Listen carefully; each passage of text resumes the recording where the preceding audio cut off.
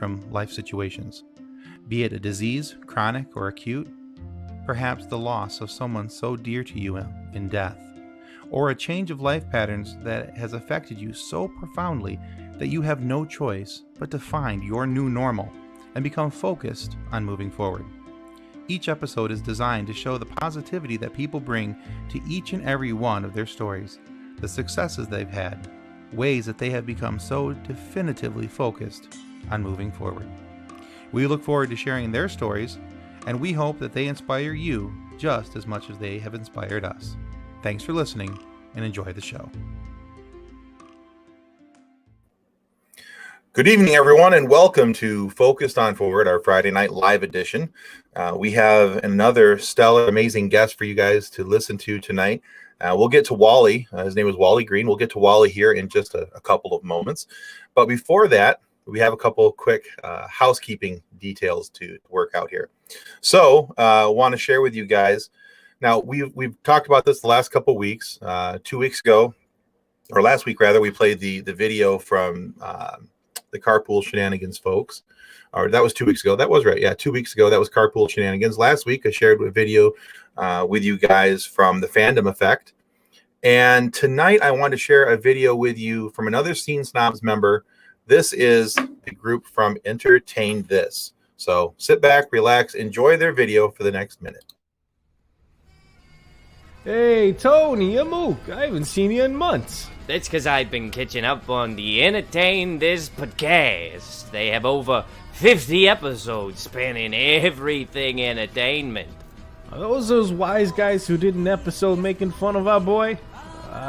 What's his name? Vinny, if you listen to the podcast, you know that's Joe Pesci. Joe Pesci, yeah. All I know is if I see those boys, I'm gonna break the kneecaps. Hey, why are you guys talking like that? Hey, Nick. I'm Alex. I'm Michael. And I'm Nick. We're Entertain This, a thought-provoking podcast encapsulating all things entertainment. We release new episodes every Friday live on the Scene Snobs Network. And if you're more of an audio person, we got that too. Find us everywhere you get your podcasts and entertain this. Entertain this. Entertain this. And forget about it.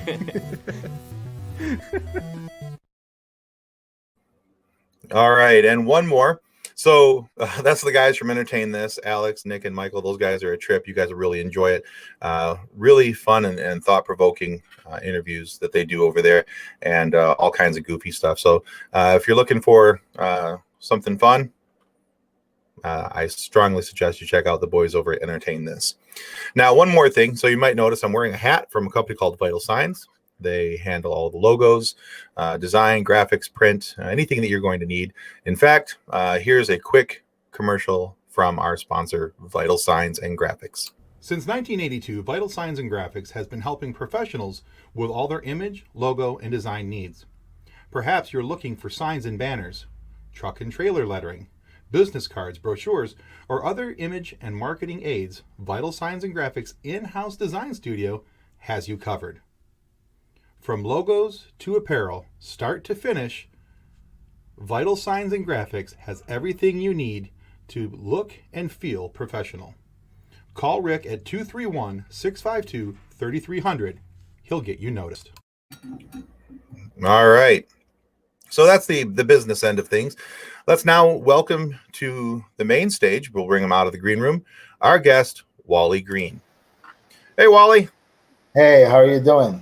I'm doing very well, very well. So again, we had a chance to talk for a pre-show for just a moment, and I thank you for being willing to come on tonight and talk with me. And so I want to take an opportunity again, say thank you for being a guest on Focused on Forward. But before we get into your story, I have to ask you a question. So I think, and I realized only today that there's actually a difference between the words table tennis and ping pong. So I have gone 44 years of my life thinking that these two things were the same, and that just it was like, different ways to call something, the same thing. Like there's two names for it. Like some people call a couch a Davenport, so that's like, okay, maybe that's what it is.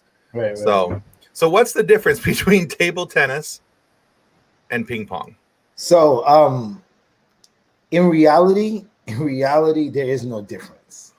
In reality, a lot of the pro players in the world, they don't like the word ping pong because ping pong is associated with something you would do in your basement, right? Okay. But I'm a big advocate of the word ping pong, and I'll tell you why. Okay. First reason why, ping pong is more of an inviting word. It's such a cooler word than table tennis, and it's just inviting. It's nice. It's inviting. It's cool. The second reason why, one of America's biggest historical moments involved ping pong, which is called the ping pong diplomacy, not the table tennis diplomacy, but the ping pong diplomacy, which is in 1971 when America established relations with China. The third and final reason why I like the word ping pong is that the best players in the world by far, which is China, calls it ping pong. I've never heard a Chinese person say the word table tennis. So there's a reason.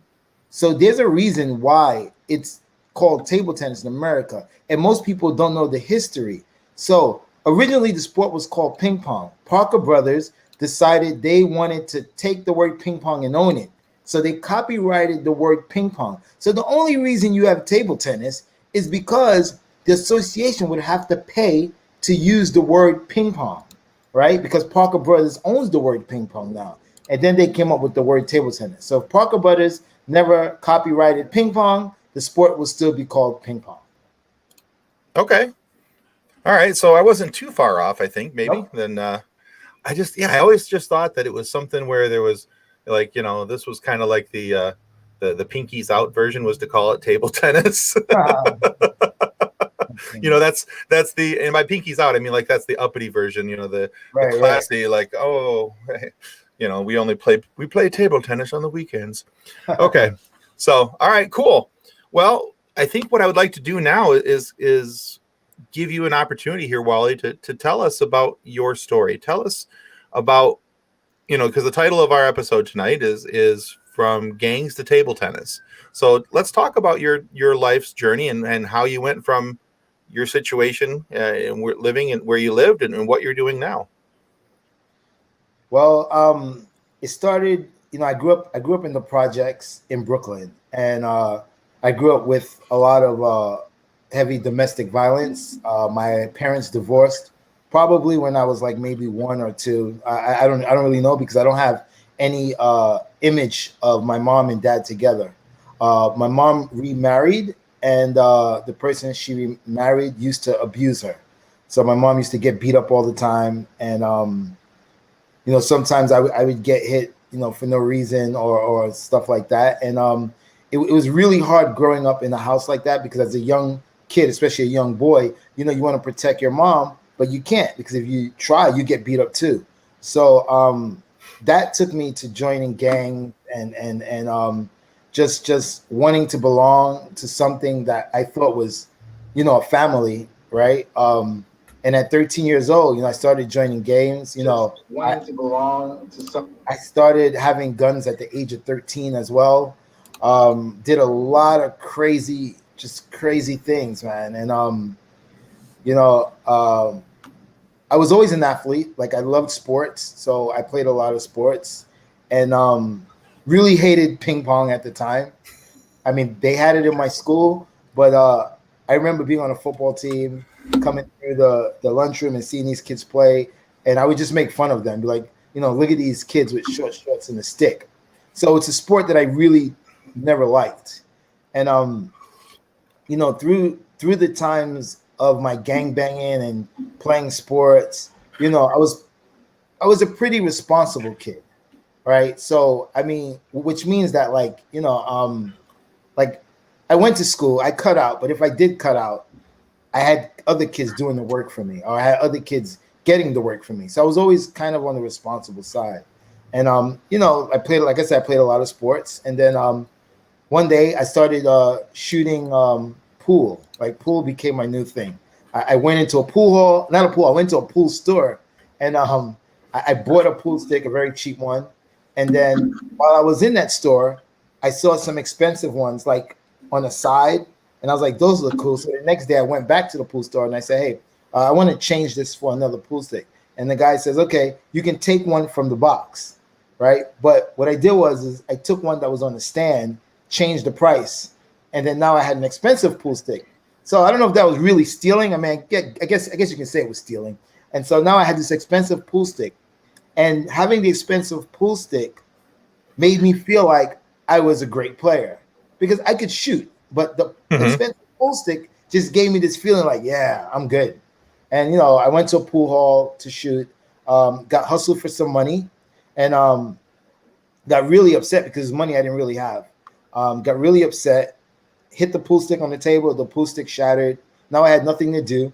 And I saw some kids playing ping pong. Like they had 2 ping pong tables in the pool hall. And I saw some kids playing. And I went over there, and I don't think I went over there to want to play ping pong. It was more of me being a bully because I was angry and I wanted to take it out on somebody. So I went up to the kids and I said, hey, I want to get a hit. Right. And they was like, okay. But I wasn't asking. I was kind of just saying, give me the racket. I want to hit the ball. And so out of anger, I hit the ball. The ball went on the table, and one of the guys said, hey, do you play? And I was like, no, I don't play this. And the guy was like, hey, you got to go to this club. There's a ping pong club. And I said, wait, what do you mean? There's an actual club for this? Like, there's no way that there's a club that people go to. And he was like, yeah. Like, there's a club. And I guess because, like I said, I was an all-around athlete. I was good at every sport. That I really had to see that there was a club for this kind of thing. So I went down to this club, and I saw people playing, and people were standing from the table, boom, boom, and hitting balls, and it was crazy. It was like, whoa, this is nuts. Like, this is ping pong. And I wanted to play. Nobody would play with me, and everyone was just, kind of not really friendly. Right? Because I couldn't play and they didn't know me. And then there's so many things that went through my head because, like I said, at the time, I was gangbanging, and in my mind, I was like, what? These people don't know me. Like, they should be respecting me. I'll shoot up this whole place. I was just in that mental mind, like, and then another thing about me, I was the kind of person that I wanted to be where you didn't want me to be. So wherever people didn't want me to go, I'm going. I always did that. So I said, you know what? If I felt like people didn't want to play with me, I said, you know what? I'm going to come every day, and I'm waiting for someone to start something. So eventually, this older gentleman played with me a couple of times, and the guy would kill me. He'd beat me like 21-11, like 21-3, 21-4, like no chance. And so at that point, I kind of got a little more interested, right? Because I was like, I'm a seasoned athlete, and I'm losing to a guy who's like over 60. Like, it didn't make sense. And then for a while, I didn't have a partner. And then finally, one guy comes in, and I'm sitting down. And he goes, hey, do you have a partner? And I said, no, I don't have a partner. And the guy goes, well, you know what? I'm going to pay you $20 every time you play with me. And I was like, what? $20? And for me, the $20 was a hustle. He said $20. I was like, yes. Because every sport I can pretty much play. I won't be great right away, but I'm good at every sport. It doesn't matter. If I pick up a sport in the first maybe hour, I'm gonna be better than the average person. I'm just good at sports. And so I can hit the ball. And so the guy said $20. I said, yes, let's do it. So I played, maybe 3 times a week with this guy at $60. It's good money for me because I really had zero money. So that was a great look. And we'd play. And then, we'd talk, and then he would ask me about like my life and stuff and my family, whatever. And then, I would tell him, yeah, I'm in a gang, and that's my family. And I respect them. And this is what we do. And for him, it was like a TV show, right? Because I always tell everyone, I say this all the time, if you don't know anybody who lived that life, or you've never lived that life, you can't begin to understand what that life is. It's a TV show. It's like, you turn on TV or you watch a movie, right? Like, I give the example of if someone told me that, yo, I saw this 13-year-old kid walking around with a gun, I'd be like, yeah, that's crazy, right? Because it's something normal. Like, okay, but if he told someone else who doesn't know anything about it, they'd be like, no way, how could a 13-year-old have a gun? You know what I'm saying? So he was that guy that really didn't know or really didn't understand the level of what I was doing. And then one day I went to the club, and we were talking after practice, and a 22 fell out of my bag, and he saw it, and the look on his face was like, and I wasn't going to wait around to find out what he was thinking. So I picked up, put it back in my bag, and I was like, I'm out, and just left, right? Because I don't know he's going to call police. I don't know what he's going to do. So Right. I just left. And the first thing I thought was, damn, there goes my $20. That's the only thing I was thinking about. Like, my $20 is gone. And 2 days later, the guy calls me up, and he says, hey, are we still going to practice? And I was like, yeah, okay. Right? Because I just, the first thing I thought about was $20. I didn't care. I was like, $20, I'll get my $20 back. So I go and I play with this guy, you know, a couple more times. And then he says, hey, I want to invite you to my home. Right? And for me, it's kind of weird because, like, you just saw a gun fall in my bag, and now you want to bring me to your home where your family lives. And he had a house that was like 2.5 hours away from New York City, near Hunter Mountain. And I said, okay, you know, it's my $20 hustle, so I got to do it. So I went up there with him. I met his family. I played with his family. And I think he was trying to give me the sense of what family is supposed to be. I mean, I still don't know why he did that till today. And then in the midst of all of that, he says, hey, I want to help you. And I was like, yeah. He goes, well, I see that you're interested in this sport. So I have a connection in Germany, and I want to pay for you to go to Germany to learn ping pong. Oh, wow. Well, and the only thing I knew about Germany at the time was Hitler. So I had all kinds of confusing ideas in my head. Like, why is this dude trying to send me to Germany? Like, you know, but, you know, I was also a person that always took opportunity. If there was an opportunity there, I was going to take it. And I took it. And then that's how I first started my journey with the whole ping pong. Okay. So I read it in an interview where it said that by the age of 13, you had owned, I want to say it was either 5 or 6 guns. Yeah. So, you know, so for when you say that, oh, you know, you made the comment there that, you know, to somebody else, the thought of a 13-year-old having a gun was not a big deal because your history, you know, you're like, oh yeah, that's okay. Yeah. So how hard was it for you though to make the break from going from being a guy who is in with gangs and doing gang activities to being a guy who is going to now be a ping pong player? Well, I mean, the first step of it was when I agreed to go to Germany, right? And then now it became difficult when I arrived in Germany. That's when it became really difficult because, you know, I was this really angry kid, and you know, angry kids need fuel for the fire. Like we thrive on that fuel. Like we'll present a potential dangerous situation so that you can respond, so that we can respond to your response, right? Okay. And that's kind of what we do. So when I went to Germany, you know, I was surrounded by all the kids who are best at their sport, whatever sport it is. And all these kids kept saying, oh my God, hey man, you're from America? Whoa, we love America. You're from New York? Whoa, we love New York. And me, I was like, oh, get away from me. Like, you know, this is crazy. Like, what are you doing?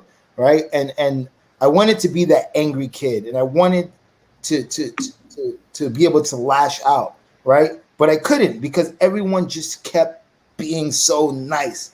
And they have a saying, and I say this all the time.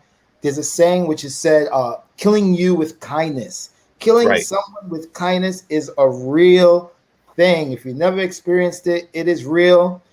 It mentally just messes you up because here I am, this angry kid, and I want to fight somebody. I want to punch someone, but they're not giving me any fuel for that fire. And what happens with this anger? Now you have to figure out what you're going to do with this anger because now you're all angry and people are just like, I'm nice. Hello. You start to mentally just go through this thing where you're like, whoa, okay, I don't know what to do. I don't know this situation, because you're so used to a situation where you say something, someone responds to you, and now you react. Now I'm trying to say stuff, but people aren't responding the way that normally happens. So I was confused. For a month, I was just like, I was like walking around like how do you say, chicken without a head. Like I didn't even know what I was doing. And then eventually something came to me and said, hey, why are you angry? Why are you upset? You're not in America. You're not in the projects. You're not around the abuse. You're not in the gang. So why are you angry for? What? And then I kind of thought about it, and I was like, yeah, you know what? I'm angry for no reason, because everyone's genuinely trying to be nice to me. So I started to open up, and I started to, be nicer and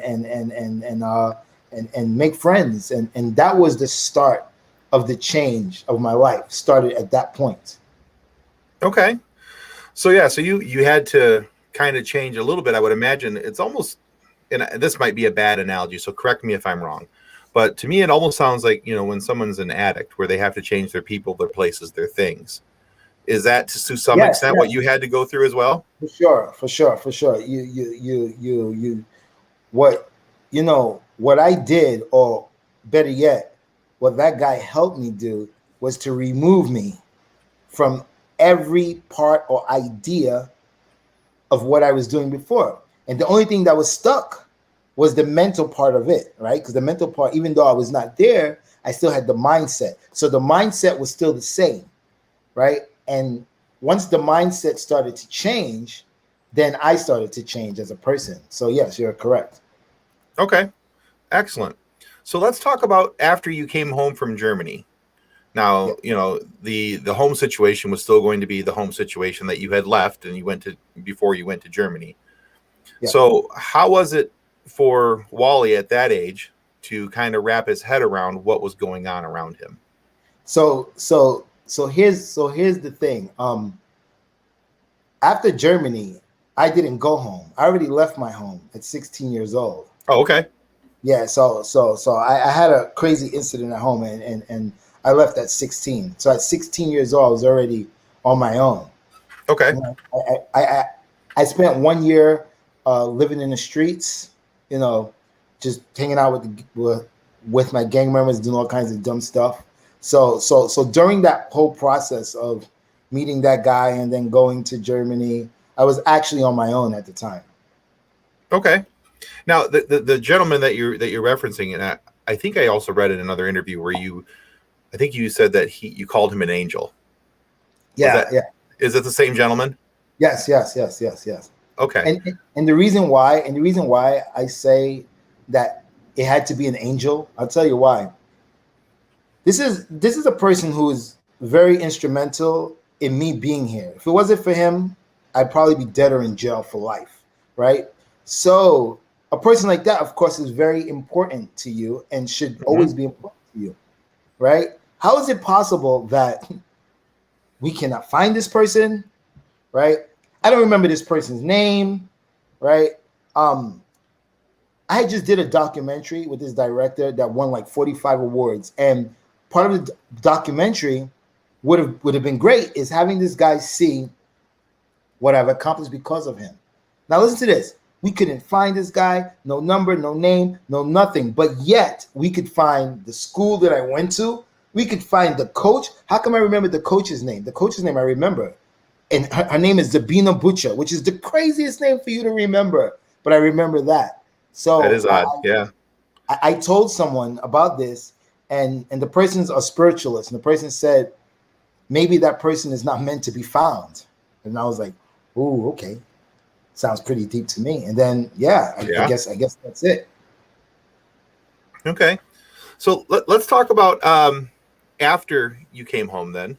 And, so you've had a pretty interesting ride in life after you came home from Germany, and some of the things that you were able to partake of and things you were able to do. So walk us through, after coming home from Germany, what were the next steps in your transition to becoming the pro tennis player and the diplomat that you became?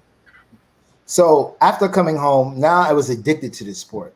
I just wanted to play all day. And if anyone's ever played ping pong at like even just a little bit decent level, it's a very addictive sport because the littlest, tiniest things make you better immediately. So you get immediate gratification for such a small thing.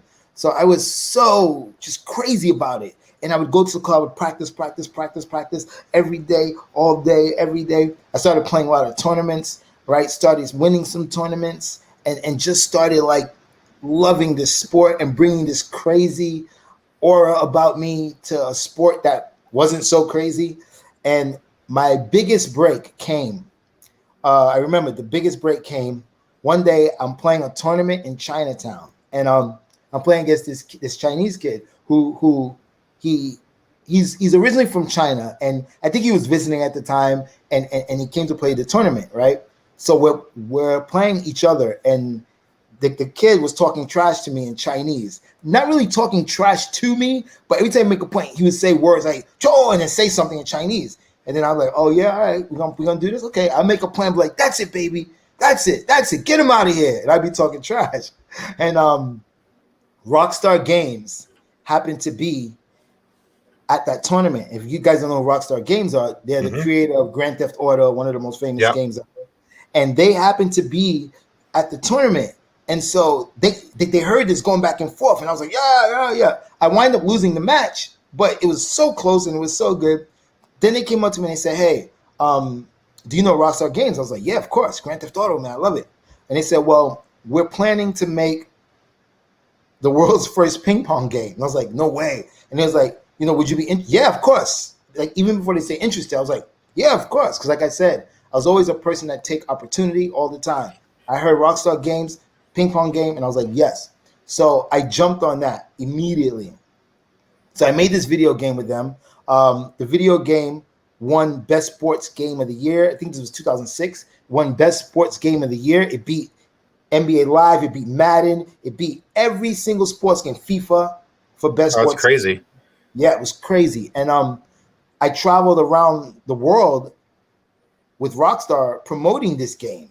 So this is my first time like really getting around. And then and then and also I'm 90% of the motion capture.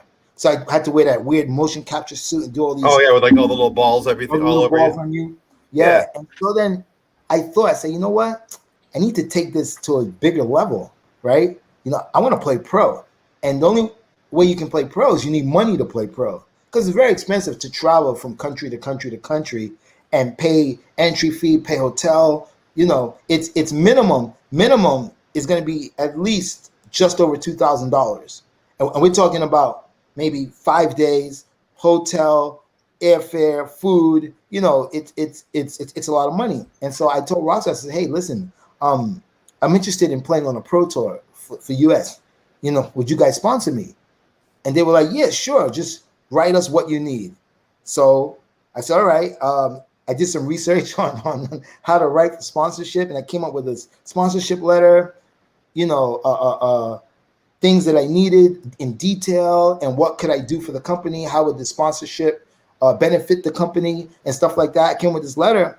Yeah, and they paid me for 2 years. I traveled literally all over the world. I'm telling you, in 2 years, I want to say over maybe 35 countries, like maybe more. Wow. Like I was just every time I was on a plane going to some country to play ping pong, and always by myself. I always travel by myself. And then that was the start of me playing pro. That's exactly how it started with the Rockstar sponsorship. So I got to thank Rockstar Games for that. Yeah, absolutely. That's a really cool story. Okay. So you've been playing professional now for what? It's 2021. I'm trying to do some quick math. It's about 15 years. Yeah. Playing professionally for about 15 years. Okay. Now in that time, you've had some other opportunities that have come forward since becoming a professional player. Can you speak about some of those? Oh man, there's a bunch of them. Like I've done a lot of media stuff. So I've been on the Steve Harvey show. I've been in New York Times Magazine. I've been on the news. I've been in newspapers. Almost every AP article in America. In the time, I co-founded a business called Spin, which is a ping pong bar, lounge, restaurant, nightclub. It's also co-founded by the actress Susan Sarandon. Oh Yeah, man. wow, cool. Yeah, so there's been so many things that came out of ping pong, yet they all involve ping pong somehow. Like everything I do in my life just involves ping pong. No matter how big or how small it is, it involves ping pong. I even hosted and emceed Steph Curry's event in Las Vegas, a charity that had what in it? Ping pong. I was the MC and the host of it. You know, Steph Curry was there, Floyd Mayweather was there, all these people, but everything I do just involves ping pong. So a lot of the opportunities that I do, they all come from ping pong and ping Okay. pong related. Yeah, now one of the ones I was thinking about in particular was the opportunity to travel to North Korea. Now that yeah, so I wanted to talk with you a little bit about that because, you know, the only other kind of sports representative from the United States that I was ever aware of, and maybe I'm misled, so you can correct me on this. But the only one that I was really familiar with, other than you, once I started reading about you, was Dennis Rodman. And you know, Dennis going in and talking to North Korean leaders and trying to help find a level playing field. So, what was that experience like for you going to a country where very few people get to travel? Yeah, so when the year that I went to North Korea, it was the year right after I was on the Steve Harvey show, and then I was like, you know, I want to do something big this year. I don't know what it is. I just feel like I want to do something big with my sport. And I was looking online, and they have the ITTF, which is the International Table Tennis Federation. All the tournaments for about 1 year or 2 years are listed. So you can see, I can see this year the tournaments that I want to play next year. Oh, okay. So I'm looking through the tournaments because I always choose and pick. You know, and I saw, whoa, North Korea, no way, there's a tournament in North Korea. I was like, oh, this is cool. And Dennis Rodman had just came back from North Korea, and I was like, oh man, I gotta go to North Korea. I definitely, because remember what I told you before, wherever I'm not wanted, that's where I want to go. And Right. you know, for North Koreans, Americans are the devil. We're evil. We're the worst of the worst, and we should be killed.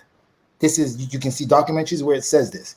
And I was like, I definitely need to go there to make a difference. And Dennis Rodman was a huge factor in me going there, because when I tried to go, when I wanted to go, I contacted all my friends. I have friends all over the world. Say, hey, I want to go to North Korea to do a diplomacy for world peace. Because as I mentioned before, 1971, with President Nixon, we have the ping pong diplomacy. Hence, you got Forrest Gump. So I wanted to do my own Forrest Gump to North Korea, and nobody would go. Everybody said, you're crazy. We're not going there. It's too dangerous. You're going to get killed. You're going to die, et cetera, et cetera, et cetera. And I was like, okay, if you guys don't want to go, then I'm going to go by myself. So I called up the U.S. team. I said, hey, you guys have to sign me up for this tournament, because you can't sign yourself up for the Pro Tour. Pro Tours have to be signed up by the U.S. team. So they make accreditation, and then you can do everything else after that. But in terms of getting your name on that list, the U.S. team has to do it. So in the beginning, they were like, and I said, no, I want to go. It's something that I want to do, and I want to go. Just sign me up. I'll handle everything myself. So they signed me up. I got email from Secretary General, and they said, oh, you know, you're going to come to North Korea. Welcome. You need to go to Beijing to pick up your visa.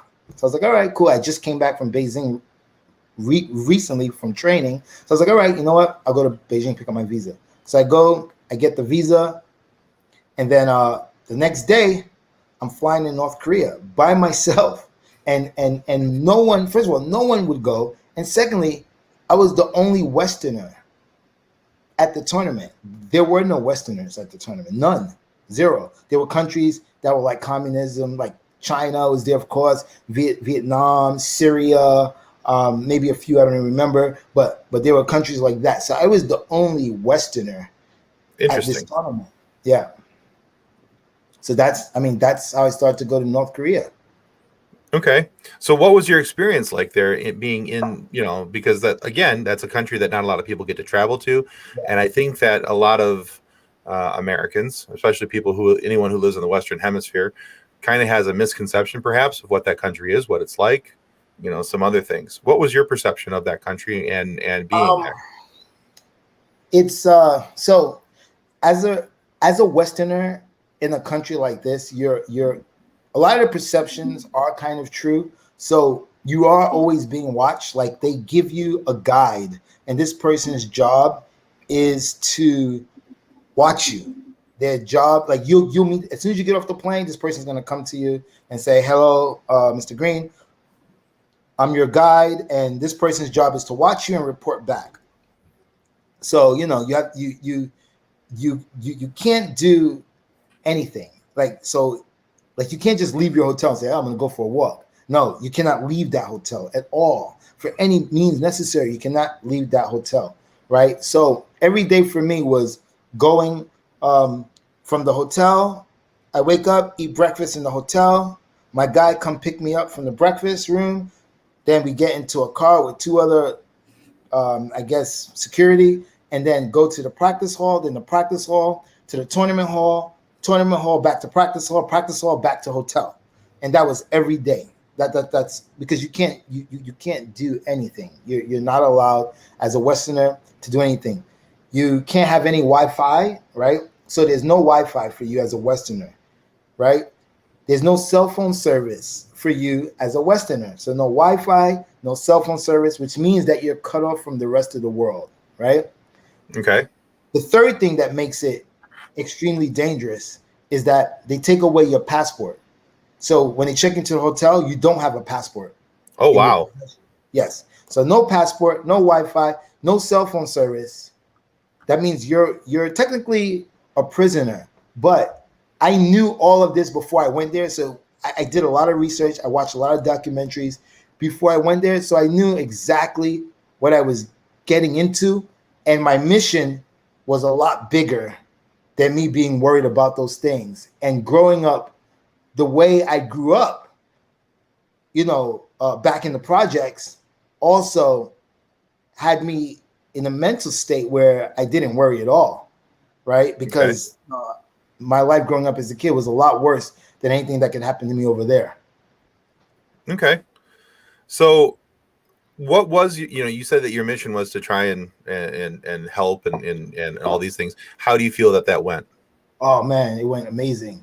And the reason why it went amazing is that it's a 50-50 chance that it could have just been a fail. And the reason why is that when I decided I wanted to do my diplomacy for world peace, it wasn't like in 1971 where they had a plan. China said, "Hey, you know what? We're going to pay for some Americans to come play our team, and we're going to have friendly matches." There was an actual plan, right? What they did. I had zero plan. I didn't know how I was going to make a difference. I had no idea how it was going to work. All I knew was that I wanted to make a difference. So I had no plan.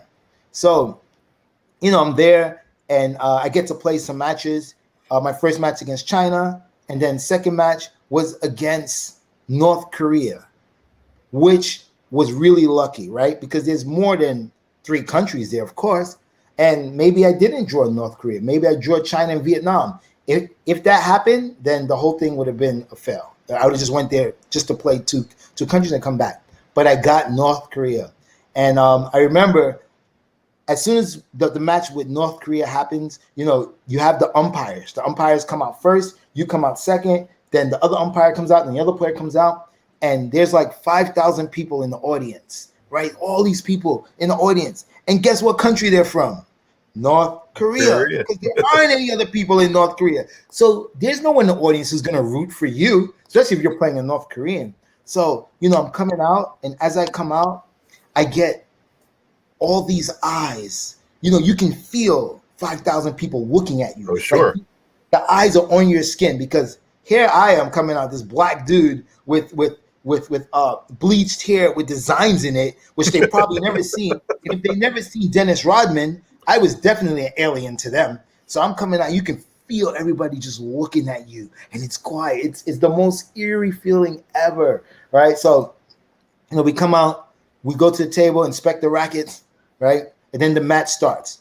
Now, in the beginning, when I was coming out, I was a little nervous, because when you're in a situation, especially you come from where I come from, you always think of the worst things that can happen. So I had all kinds of pictures like, oh my God, all the audience is going to run out and try to beat me up or kill me or something. All kinds of things go through your head as you're walking out. But once I get on the table and it's 0-0, that goes out the window, focus mode.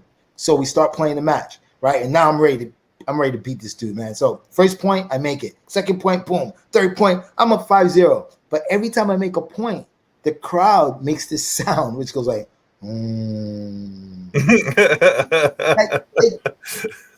it's the most eeriest sounds of disapproval that you could ever hear in your life. And picture 5,000 people doing the same thing. It's crazy, man. And I was like, whoa, this is nuts. Right? So I'm playing, it keeps doing the sound. And then he started to make some points. He made 1 point, they started clapping. Made no point, clapping. Then it got louder and louder and louder. And it got so loud to where I couldn't even concentrate. And I'm not used to that, right? Because I'm usually the underdog, right? But they were acting, this guy was the underdog. And it was so loud. Like, it was crazy, man. It was just crazy. And then, I stopped for a second to collect my thoughts, and I look up and I just smile, right? I just smile. And as I smiled, it was a chain reaction. Everyone started smiling, which was nuts. I was like, whoa, that's crazy, right? So I play again. I do it. I look up and I smile again, and everyone else starts smiling. And I was like, whoa, that's crazy, right? So I said, all right, you know what? This is where it's going to happen. So now I figured out, like I said, I'm always a person that if I see opportunity, I jump on it immediately. And I saw the opportunity. I said, this is it right here. I've already connected with these 5,000 fans. So forget about this match. I'm just going to play through the motions, but I'm going to stay in connection with fans. So, I'm playing the match, going through the motions, doing some funny stuff, and always looking up and smiling. And they're always smiling, right? And that sound of started to dissipate. It wasn't the same sound anymore if I made a point, right? And then eventually the North Korean guy did win the match. And, after your match, you have to shake hands, right? So the North Korean, so I have my camera filming me, and the camera is actually behind my back. And for those of you who think that you can't film in North Korean, that's a misconception. You can film anywhere they bring you. And as an athlete, I can film pretty much everything I do. So the camera's facing my back, facing his face, and he comes to shake my hand, right? But you gotta remember, I'm a Western, I'm American, more or less, I'm American. He doesn't want to shake my hand at all. He does not want to touch me, he doesn't be near me, right? Okay. So he comes and he puts his hand out, and he gives me like this weak, really weak, almost like he wants to tap my hand and touch it. And I just grabbed his arm, pulled him in, and gave him the biggest bear hug he's ever had. And the greatest thing about it is my camera, like I said, his face in the beginning was like, and then he smiled, right? That smile, man, that smile is the reason I went all the way to North Korea, was that smile. And all the crowd was cheering. They're just cheering, right? And that's a success, because I always tell people that you can't make people change overnight. Change does not happen overnight. Right. But you can plant the seed for change. And by giving this guy a hug and connecting with those 5,000 people, I planted a seed in their heads, right? So for the rest of their life, they're always going to remember this crazy black dude with bleached out hair with designs in it from New York, who came all the way to North Korea and showed them nothing but love. There's no way he can ever forget that, because I'm sure in his life, and maybe in his future life, he will never get that hug from any Westerner ever. So whenever there's some government saying some crazy stuff that Americans are this or that, in a little corner of his head and those 5,000 fans' head, they might say, well, you know what? I remember that guy that came here from America, and he was pretty nice. He did show us love, So that's how that's how change starts. And so it was a extreme success. I got lucky, and it was very, very successful. Yeah, it sounds like it. Sounds like you had a good time there as well.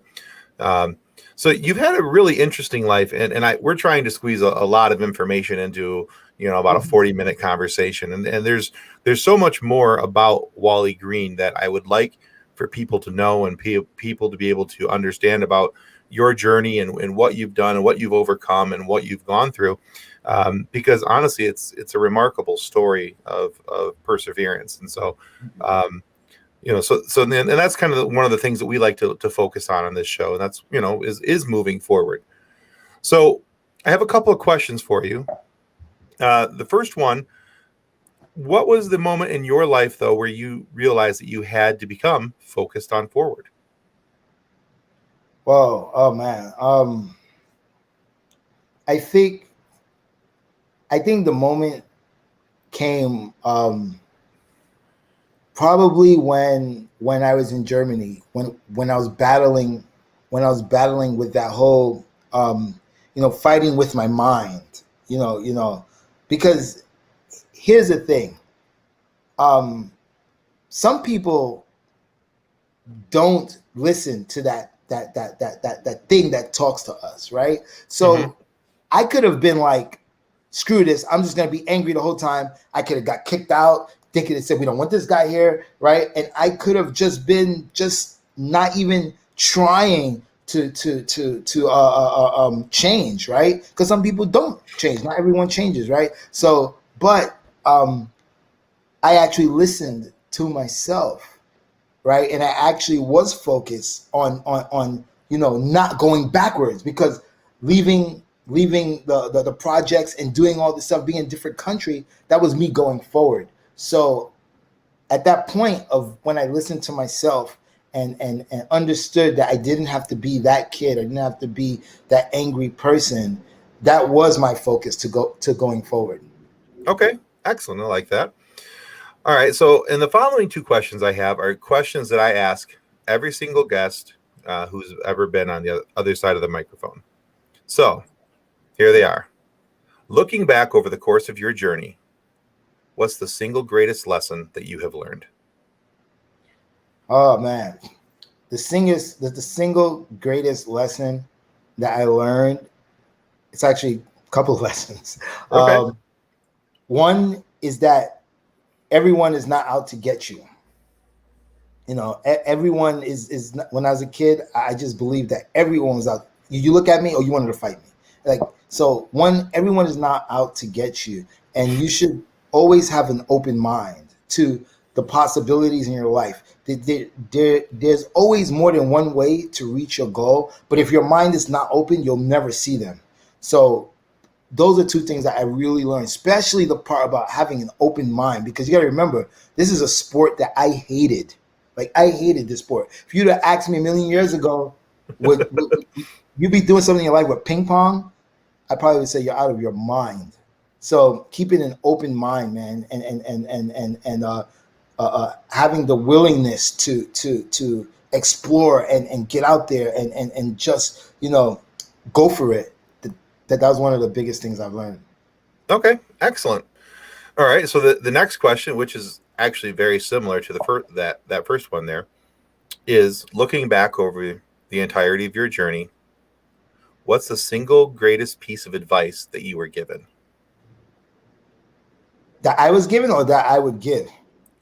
Oh, we'll do both. How about that? Oh, let me see. Oh man. This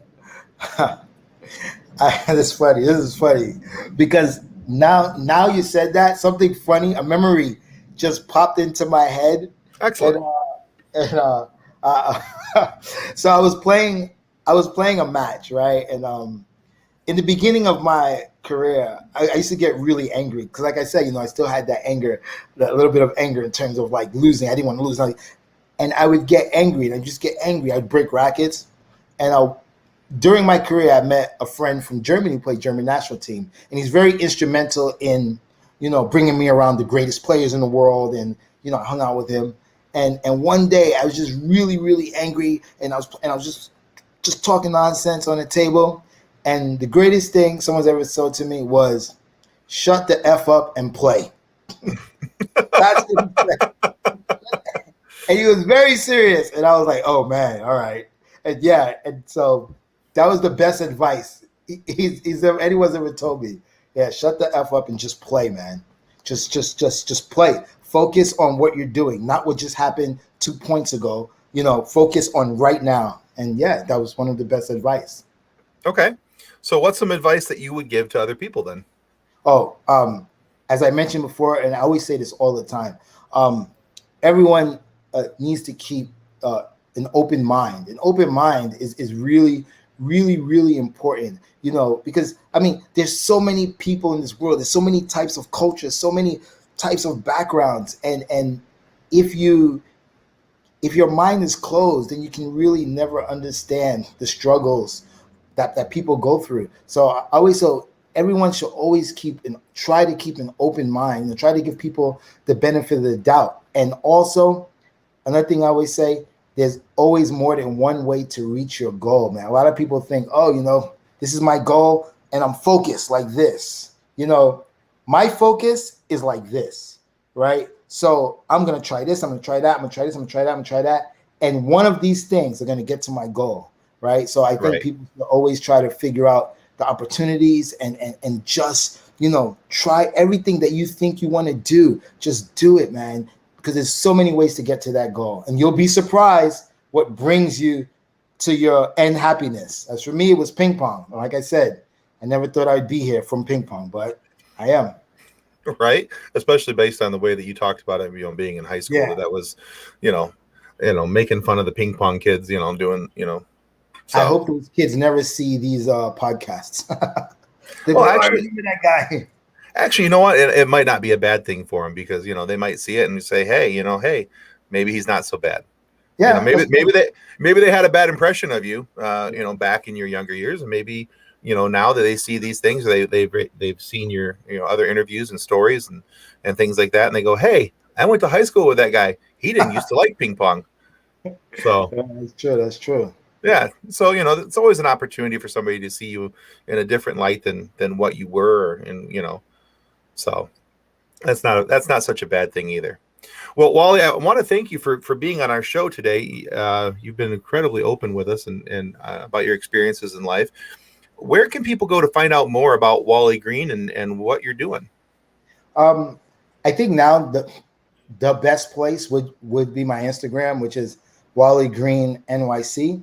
And also for people who are into TikTok, I have a really cool new TikTok page, which is Wally Green NYC _. And I do have a website. I don't really use it that much, but it is Who is Wally Green. Okay, excellent. All right, guys. So you have an opportunity there, so you can check those out. I'm connected with, and if you're having struggles looking for Wally on Instagram, if you're following us, Focused on Forward Podcast FOF. If you're following us, you can check out who we're following, and I follow Wally, and you can follow him from there. So we'll consider it a little bit of light stalking, but you'll get there. So Wally, again, thank you so much for being on tonight. It's been greatly appreciated. We have very much enjoyed having you on. Thank you very much for having me. All right, guys, that's going to conclude us tonight for Focused on Forward. Well, that concludes another episode of Focused on Forward. To be a guest of Focused on Forward, you can reach us through Twitter at PodcastFOF, through our Facebook page named Focused on Forward, or through email focusedonforward@gmail.com. We look forward to hearing each and every one of your stories that has yet to be told. So until then, be safe, be kind, and be loving to one another as you stay focused on forward.